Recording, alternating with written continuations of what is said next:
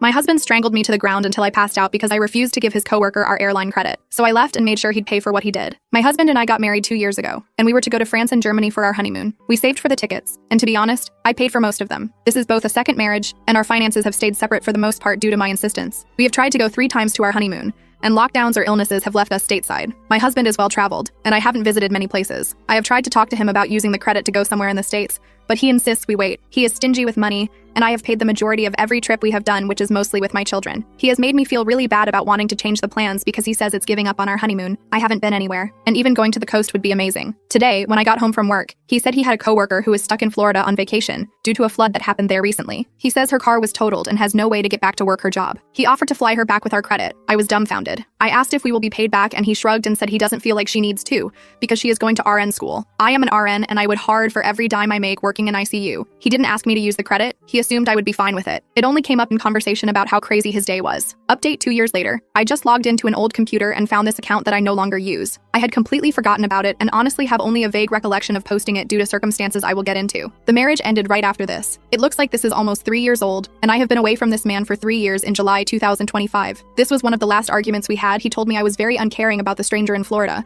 and if I was a nice person, money would be no object to get her. He then strangled me to the ground and I passed out. By this point in the marriage, I handed him my phone when I got home from work, and he would give it to me when I left for work. I tried to leave several times each time I came back. When I wrote this post, I was downloading the audiobook, Why Does He Do That? By Bancroft, and then deleting it each evening before I handed my phone to him. This book saved my life. It gave me the courage to try to get away and understand that he wasn't going to change. He had choked me several times, and he was physically abusive by this point my 2-year marriage. I had glass in my foot and had half my hearing from a busted eardrum in my right ear. So about a week after this post, I went to get the mail, something I was not allowed to do, but something told me I needed to. In the mailbox was a $35,000 check from my inheritance of my aunt.